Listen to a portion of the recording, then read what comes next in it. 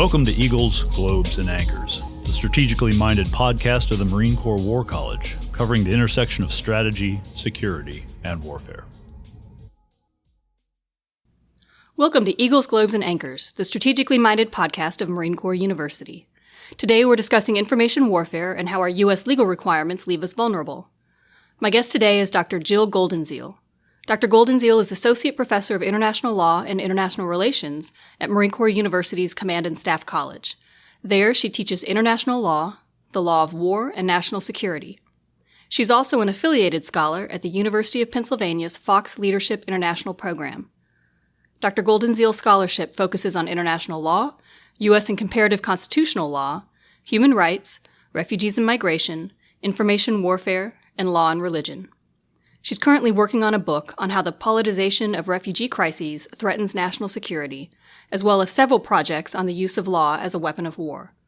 Her work has appeared in the American Journal of International Law, Virginia Journal of International Law, University of Pennsylvania Journal of Constitutional Law, Arizona State Law Journal, Berkeley Journal of International Law, Chicago Journal of International Law, and the American Journal of Comparative Law, among other scholarly journals, which tells me that you spend a lot of time in front of a computer. Dr. Goldenziel, thanks for coming on the show. Thanks for having me, Becky. It's a pleasure to be here and to have the chance to sit down with you. Absolutely. Before we start our discussion of information warfare, tell us a little bit about your background working with the Marine Corps. What brought you to the Command and Staff College? How long have you been there? This is my fourth year teaching at Command and Staff, and I came here largely because one of my closest friends in graduate school was a Marine captain who had deployed 4 times in Iraq, and he had come to graduate school at Harvard in 2006 right after leaving a combat tour. And he totally changed the way that I thought about the military, which was not to say that I had a lot of preconceived notions about the military, but the way he talked about it was different than I ever expected. He talked about how the nation-building work that he did was the most important work that he would ever do in his life, and how the sense of brotherhood was such that he thought about going back when his commanding officer called, even though it was then at the height of the Iraqi Civil War.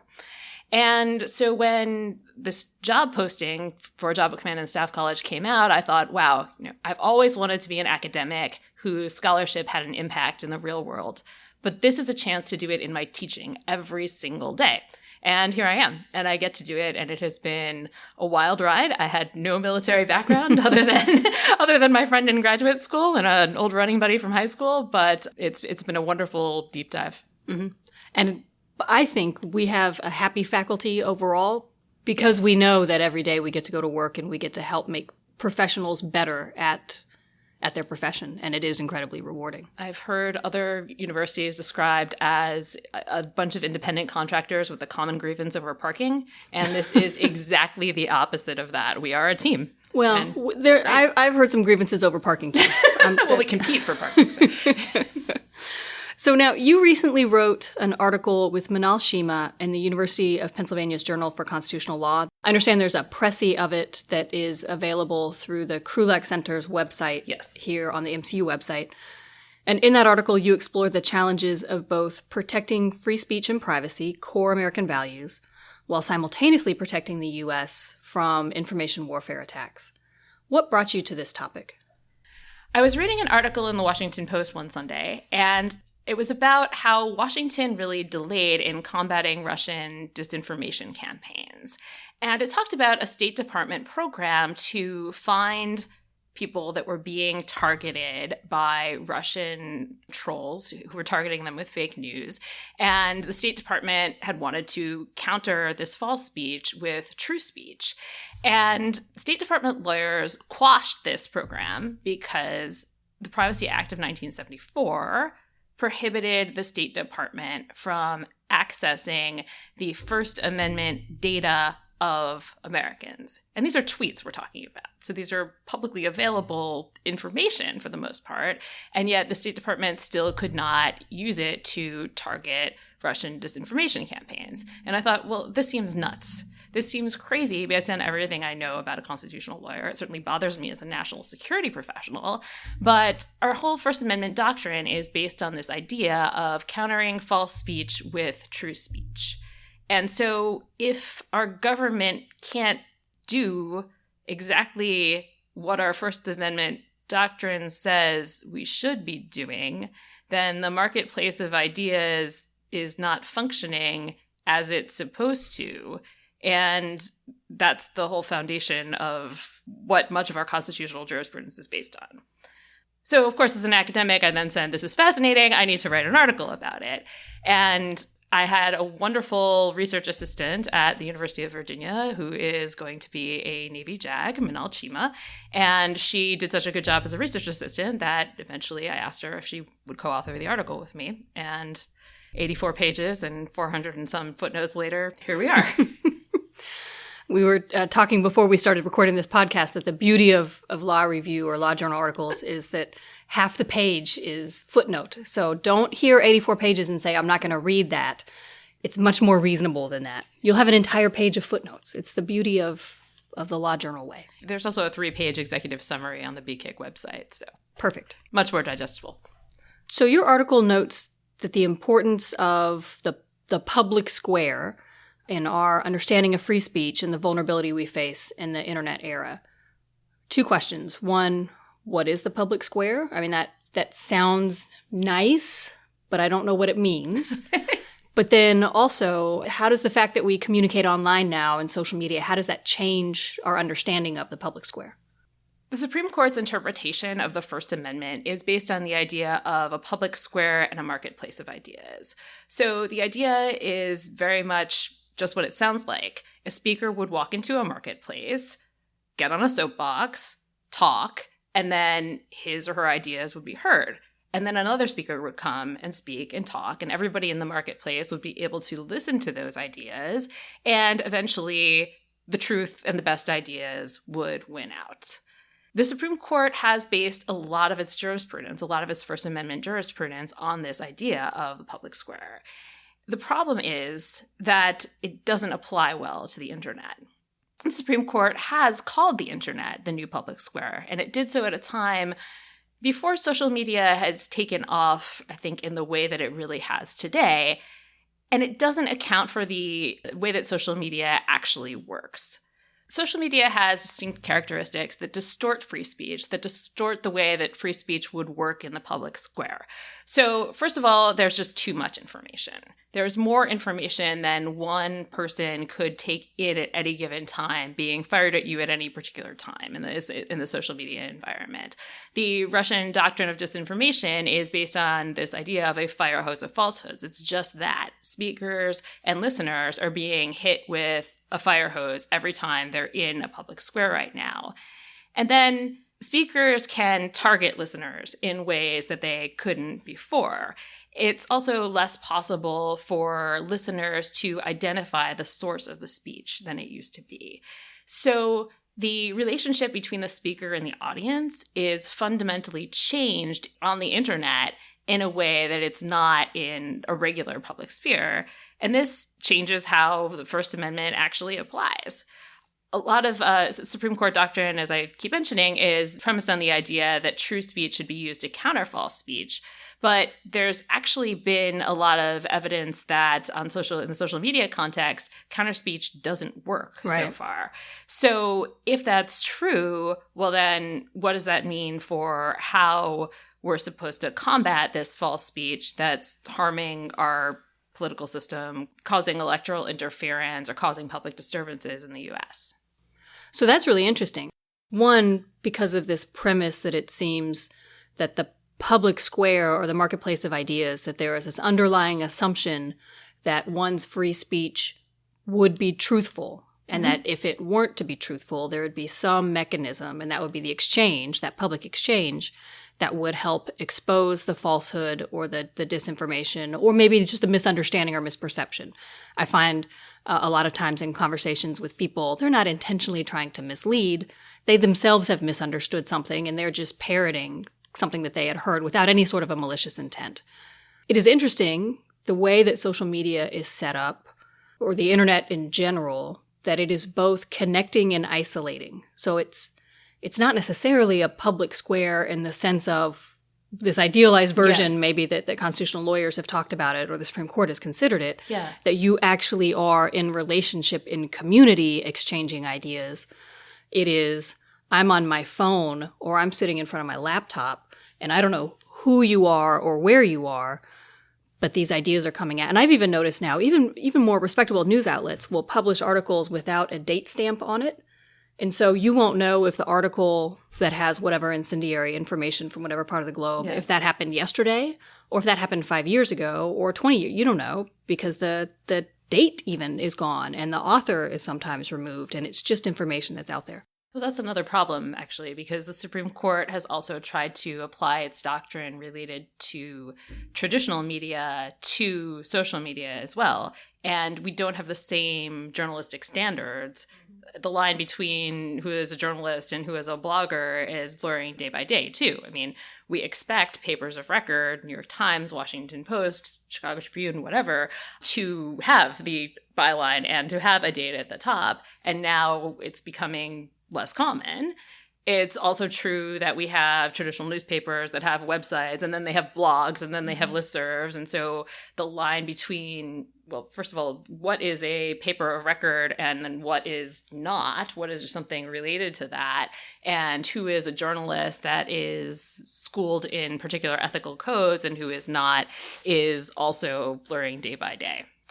The function that you mentioned about connecting people is also interesting because that's one of the reasons that the Supreme Court in the first place likened the internet to the new public square, because the internet does have a very democratizing function, right? Anybody can post something out there, and in theory, anybody can make it go viral. And I think many of us really love that in the early days of the internet, but now what we're seeing is certain actors, and in what we're talking about today, adversaries of the United States, exploiting that free speech and free information environment to be able to target people with a fire hose of falsehoods and then see what happens. And our own laws, the U.S.'s own laws, paradoxically, constrain us from fighting back. So tease out the legal constraints a bit more. What specifically is preventing us from shutting down an IP address or a website or blocking? We see Twitter does this all the time, and they will block channels that violate a user agreement.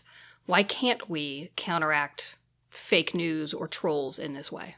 So there's a few issues there. So first of all, corporations have free speech rights, so there are limits to our ability to regulate what they can do and what those corporations can require in their terms of service. So there's limitations on what the U.S. government can do that might infringe upon the free speech rights of those corporations. We can encourage them to self-regulate or require them to self-regulate legally, but we get into some touchy First Amendment ground there, especially because we also have laws against censorship. And if the U.S. is requiring Twitter or Facebook to regulate its users or modify its terms of service in a certain way, then that starts to become a question of, okay, well, is the U.S. censoring the speech of Twitter or Facebook? And even if Twitter or Facebook is doing it, quote unquote, voluntarily, you can't see my air quotes on the podcast, but what does that really mean? Is Big Brother watching everybody on Twitter or Facebook? If I were a Twitter or Facebook user, and I am, I would start to get a little wary of that. Another problem is that the Privacy Act and other Cold War surveillance laws don't allow the collection of data relating to U.S. persons' First Amendment activities. And when I say U.S. persons, I'm talking about U.S. citizens and also people with green cards as well. And these acts include an exception for law enforcement, but not for national security, which is what gets in the way of a whole-of-government approach to combating information warfare. So that's what happened with the State Department program, right? So the State Department was not a law enforcement agency, so they were not able to collect First Amendment data, collect tweets, say, for example, that in order to conduct their counter disinformation campaign, or I like to say combat information warfare, because there's fewer negatives in there. This is a problem not just for the State Department, but because any agency that is not a law enforcement actor does not fall under this exception to the Privacy Act and can't collect information relating to Americans' First Amendment activities. But not only that, the Privacy Act has some pretty tough restrictions, even for law enforcement agencies. And this is good, right? As an American, I like my privacy rights protected. But as an American who doesn't like disinformation campaigns, and as a national security professional, I want the U.S. government to be able to move quickly. And there are complications even for law enforcement agencies to be able to move quickly because of our legal restrictions in the Privacy Act. Yeah, so tease those out for me a little bit. So one section of the paper talks about First Amendment protections and the challenges that we have with countering information warfare attack or having a good defensive posture because of First Amendment protections. But talk a little bit more about what specifically in the Privacy Act or about privacy protections make it difficult. The simple way of putting it is that some agencies can access records that others cannot. And in particular, these laws are of particular interest to this audience. Many of these laws were enacted to keep the U.S. military from acting domestically to spy on its own citizens. So if we want a whole-of-government approach to countering information warfare, and we have the CIA able to look at some records, but DOD not able to access some records, and the State Department not being able to access records at all, and the military being able to access records domestically, but somebody is emailing somebody within the United States on a server that is somebody from Russia is emailing somebody on a server within the United States, and that person is actually located in Cancun or somewhere. All of this gets incredibly legally complicated. And we have these laws that are great laws. I mean, I'm a big fan of privacy and the First Amendment, but designed to protect American civil liberties that at the same time make it really difficult in the modern context to fight the kind of information war we're in now. So what do we do? How do we better position ourselves to both protect ourselves against information warfare attack, disinformation, fake news, and frankly, on the continuum of information warfare, fake news, disinformation is problematic, but it's probably even less problematic than some of the other things that are going on, right? But how do we better position ourselves with respect to information warfare without sacrificing these two core tenets that we have for our democracy of First Amendment protections and privacy? So we proceed carefully, very carefully. And that's because we've made tremendous mistakes before at times when we've needed to balance national security and civil liberties. And at times of a national security crisis, we go into hyper alert mode as a nation. We say, okay, well, we need to do everything we can possibly do to protect American citizens. And that's a time when we are often most likely as a public to let some constitutional liberties go by the wayside. And that's how we got something like the Patriot Act, which needed to be revised and revised and revised and revised over again. And it's still very controversial because of the balance that it struck between national security and civil liberties. Some people think it went too far. Some people think it didn't go far enough. We're looking at a situation like that again here. So Manal and I argue in our article that we do need new statutory fixes. We do need new regulation. We need to enact laws to allow the prosecution of people who make reckless false speech with the intent to undermine the integrity of the electoral process or suppress the vote. So that's a lot. And immediately when I present this before academic audiences or really any audience, people get upset when I say this because they say, this is going to go too far. Prosecuting people who make reckless false speech, well, you could very easily put up a sarcastic tweet on Facebook or something about the election or a parody of a political candidate, and this could be taken the wrong way.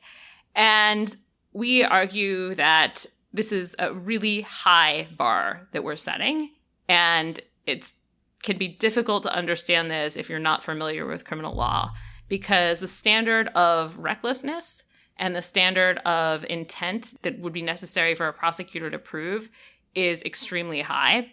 And we're limiting the offense to undermining the integrity of the electoral process or the intent to suppress the vote. So for a prosecutor to prove that speech is made with the intent to do those two things, undermine the integrity of the electoral process or suppress the vote, is challenging. And yet still, then the counter to that is, okay, well, do you think anybody will actually get prosecuted under this? Well, yes, We think this would cause some deterrence, but also that there have been cases that have come up, at least anecdotally, in the news where there are individuals that could have been prosecuted under such a standard. We also talk about reforming surveillance laws to allow for a narrowly tailored national security exception for law enforcement agencies to be able to access Americans' First Amendment data with appropriate safeguards for civil liberties as well. So we talk about warrant processes. We talk about expedited warrant processes like those used in other national security contexts that might be appropriate to protect civil liberties and also enable the government to move as quickly as they need to respond to information warfare threats. And then we talk about regulating actors or encouraging self-regulation. And as I was talking about before, this needs to be done with caution because we can't have the U.S. being big brother over Facebook and Facebook being big brother over Facebook users. However, we can, as the U.S. government, encourage online platforms and social media outlets to self-regulate in accordance with constitutional principles. So educate their users about disinformation that's out there, ask them to help self-police each other, ask them to register and regulate bots, regulate online paid political ads on their platforms. There are things that these companies can do that would help the U.S. government fight information warfare, but that also may be a win-win because social media users, particularly these days, are concerned about being on platforms where they feel that their speech is safe and where they feel safe from being targeted by trolls and by disinformation campaigns. So if people want to learn more about this facet of information warfare, the intersection of law, civil liberties, and information warfare, where can they look? Besides our 401 footnotes, Manal and I have another article coming out in the University of Maryland Law Review on lessons that Congress can learn from FISA to create the type of legislation that we are talking about for combating disinformation campaigns. And also, I'm a big fan of the blog Lawfare, which comes out of the Brookings Institution. Fantastic. And I highly recommend it to anyone who wants to keep up with the twists and turns of law and disinformation campaigns. Excellent. And information warfare. And I'll put in a plug for Rational Security, which Yes. is their podcast, which Yes, is absolutely. phenomenal. And it's completely coincidentally, but only by what is the 6 degrees of Kevin Bacon kind of a phenomenon, we share the same producer as Rational Security, Jim Padgett-Howell. Well, they are well produced. So They are. I'll be listening to them on the way home. So last question. What are you reading right now that our listeners should know about? And I use reading lightly. This could be a video. It doesn't have to be actual text. So these days I'm reading usually a leadership book and a book related to my teaching in law and security studies. So the current leadership book is Susan David's Emotional Agility, which is about how building resilient leaders will lead to better change management in organizations. I got to check that out. Yeah, it's good. And she has an amazing TED Talk too, and a fascinating background herself. And the book on law is Tanisha Faisal's The War of Laws. And that is about the unintended consequences of the 1949 Geneva Conventions. And for those of you who want to take my elective on lawfare, law as a weapon of war, I think you'll be reading more about that soon. Excellent. Well, Dr. Goldenziel, thanks so much for coming on the show. To keep up with the good work of Marine Corps University, follow us on social media at Marine Corps U. Thanks to our producer, the indomitable Jen Padgett-Howell, and the Marine Corps University Foundation for their support of our podcast. I'm your host, Becky Johnson. Thank you for listening to Eagles, Globes, and Anchors, the strategically minded, innovative podcast of Marine Corps University. This concludes the EGA podcast. Thank you for joining us. The views expressed in this podcast reflect those of the speakers and do not necessarily reflect the views, policies, or positions of the United States Marine Corps or the Department of Defense. You can follow the Marine Corps War College on Twitter, Instagram, and Facebook at McWar College. And as always, our podcast music is Stuck in Traffic by Ribeiro. Have a great day.